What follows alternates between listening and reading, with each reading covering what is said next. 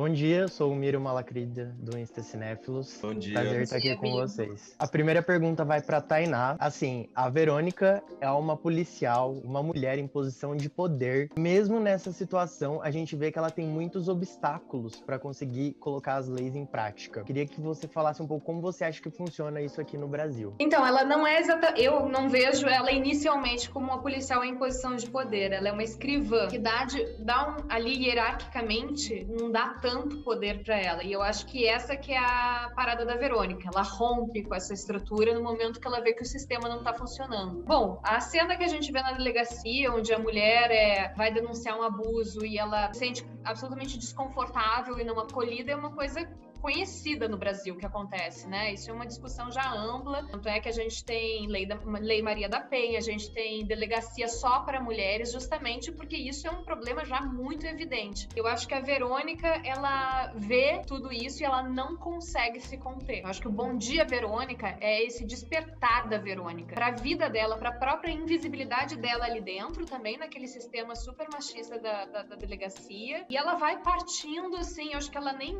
pensa direito. Ela é movida por essa vontade de investigar, de seguir a sua vocação, de ajudar essas mulheres. E aí as coisas, ela vai se embolando e chega num ponto que ela não tem mais como voltar atrás. Agora a pergunta vai para Tainá e para Camila. Como vocês se sentiram fazendo essas personagens na pele, passando por isso? Olha, Miro, como mulher, eu acho que tem uma experiência também pessoal, porque como mulher a gente já viveu algum tipo de constrangimento, né? Não vou te dizer uma violência física, mas assim, eu já vivi coisas que não foram muito agradáveis e que faz parte desse sistema que a gente vive, que é esse machismo estrutural, né? Viver a Janete não foi um personagem fácil, porque quando você faz o papel da vítima de um tema tão urgente que precisa ser falado, que a gente precisa dar nome para o que acontece, eu vou te dizer que é como se a gente tivesse com uma lupa, enxergando as coisas de uma maneira assim um pouco mais ampla. E aí vieram assim várias imagens, desde imagens das mulheres da minha família, o quanto isso é trazido há muito tempo atrás, esse machismo estrutural, não é? E também teve um assunto muito curioso que várias mulheres no set, elas me procuraram para contar as suas histórias, assim. Então, o quanto esse tema é importante, porque isso está do nosso lado, isso acontece com as pessoas do nosso lado, isso acontece com as pessoas da nossa família, isso pode acontecer com a gente. A gente tem uma experiência como essa para contar.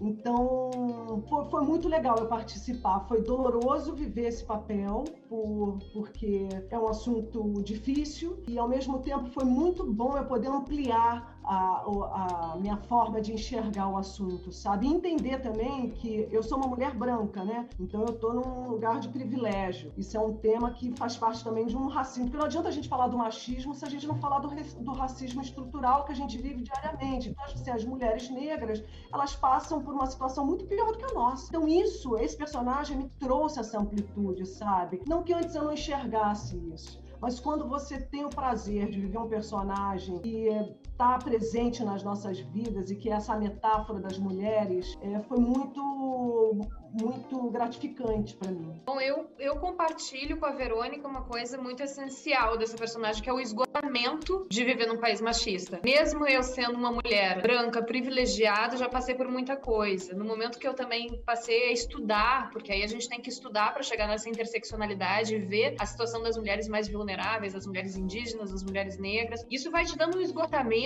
num lugar, assim, quase que uma sensação de impotência, tá? E é isso, aí nunca vai mudar? Vai ser assim para sempre? A gente sempre vai viver nesse atraso social, nessa falta de projeto de nação que contemple todas essas pessoas de uma forma mais igualitária. É isso mesmo? Então eu me senti muito compartilhando desse sentimento com a Verônica. Eu entendo o esgotamento que leva ela a atitudes extremas, daí na ficção, né? É uma personagem, enfim, eu faria outra coisa, mas o esgotamento eu entendo. Obrigado. E a última pergunta vai pro Edu. Eu e você, como homens, por mais que a gente veja todos esses dados, tudo que as mulheres passam, a gente nunca vai sentir isso na pele, no nosso dia a dia. E eu queria saber, quando você recebeu esse personagem, foi uma surpresa para você se deparar com essa realidade? Não foi uma surpresa, porque eu sou atento e eu vivo aqui com um olho para isso tudo, já há muito tempo. Eu acho que é inegável, assim, É inegável que esse machismo aconteça e que a gente se perceba machista nessa história, né? Eu acho que o nosso exercício, o nosso desafio é conseguir manter uma coerência e também uma postura para que a gente consiga, da nossa parte, que a gente consiga mudar isso e que a gente contamine outras pessoas mais próximas da gente, né? Eu acho que é por aí. Infelizmente, eu não tive surpresa nenhuma. Eu vou te falar só uma coisa só que me ocorreu, que é o seguinte: eu sou pai de 3 filhas, né? Eu tenho 4 filhos, sendo que 3 são meninas. Minha filha mais velha tem 21 anos e uma outra de 20.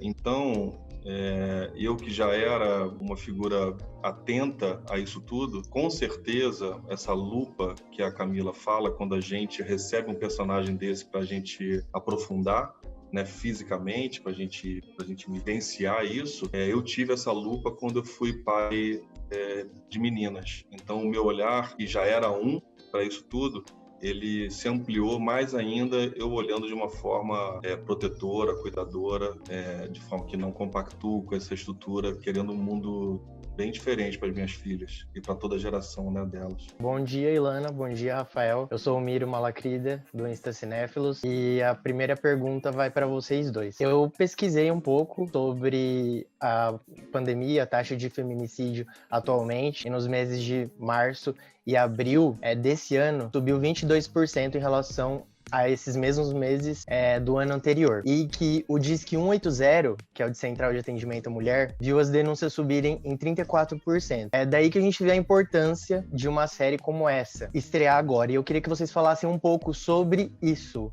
Qual a importância disso estrear nesse momento que a gente está vivendo? A importância da violência dentro de uma série, ela nunca pode ser usada como um recurso criativo. Ela tem que ser usada como um propósito de refletir, pensar, de alertar, de denunciar. Então, a violência doméstica, ela não é recente por causa da pandemia. O isolamento não causa violência doméstica. Ele, talvez, deixa mais exponencial a violência, cria um ambiente mais propício para o aumento dela, mas a violência doméstica existe há muito tempo. A importância é sempre trazer esse assunto, e o mundo vai evoluindo e aceitando novas formas de você contar isso, mas não uma violência gratuita para entreter, mas sempre com conteúdo, que é o que a gente tentou fazer, de mostrar, por exemplo, numa história como a da Janete, que é uma vítima de violência doméstica, como é esse processo para aquela mulher, porque tem mulheres que nem sabem que estão sofrendo violência doméstica, elas não reconhecem. Muitas mulheres nos formulários que preenchem de risco, por exemplo, elas falam que nunca apanharam antes, que é a primeira vez, mas elas falam, não, mas já te empurrou? Não, empurrar já me empurrou. Não, mas ele já apertou seu braço? Não,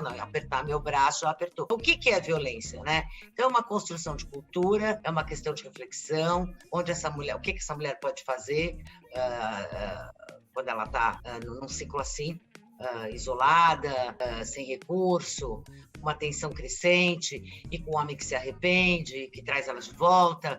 Então, é importante mostrar isso e mostrar também o lado, principalmente da Verônica, que representa ali a voz de muitos de nós. O que podemos fazer?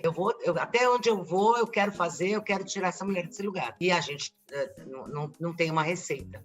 Então, acho que é isso. E no processo de adaptação do livro para a série, por exemplo, um dos cuidados foi justamente porque no livro você entra na cabeça dos personagens, e na série você tem que mostrar, né? Então, propositadamente, nos primeiros episódios, você tem o desenho completo do ciclo da violência doméstica, né? Que é a gradação da violência e o marido agressor pede desculpas, a mulher acredita que ele vai perdoar e por isso continua, ela mente para si mesma, né, e continua naquela relação, ela nega para si mesma que vive uma relação abusiva e sofre violência doméstica. Então, esse ciclo da violência doméstica, a gente tomou todo um cuidado de mostrar como ele acontece. E isso é muito potente, porque uma série da Netflix, que vai para 190 países, atinge muitas casas. Eu acredito nisso, assim, muita gente, infelizmente ou felizmente, porque pelo menos vai ligar uma luzinha de alerta, vai se perceber que vive nessa situação, e isso é muito potente.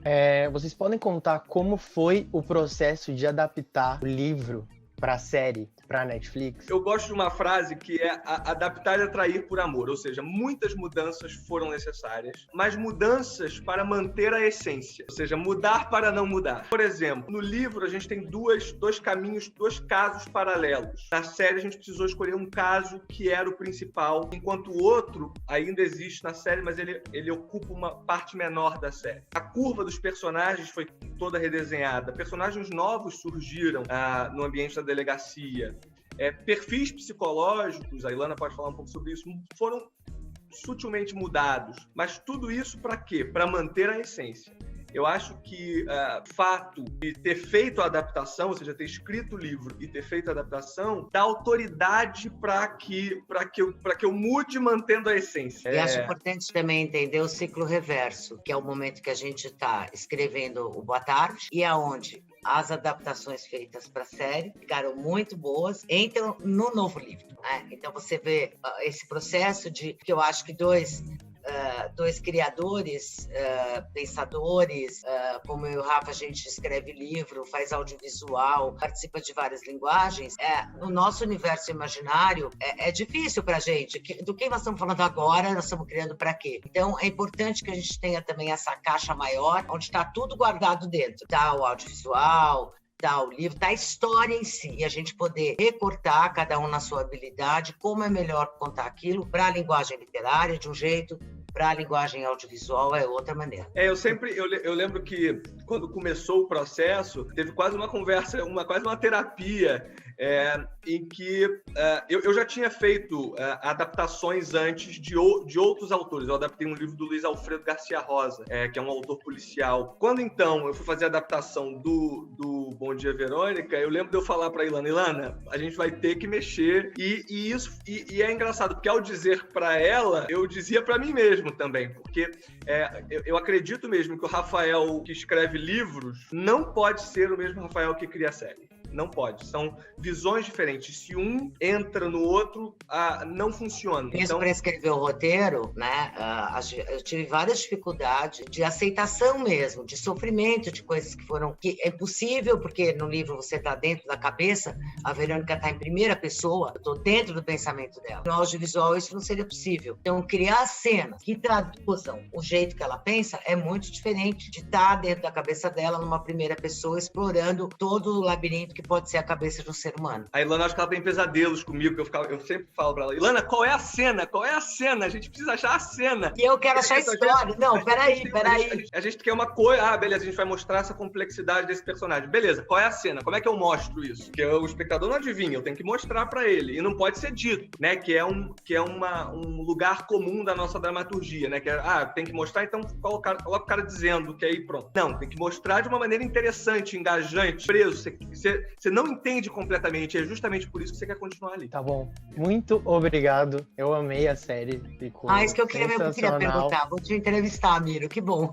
Ficou maravilhosa. E é aquele thriller realmente, assim, de tirar o fôlego. Os episódios estão muito bons. E eu engajei totalmente na história. Entrei totalmente. Que ótimo. Muito obrigado. Nós conseguimos tirar o seu fôlego, cumprimos a missão.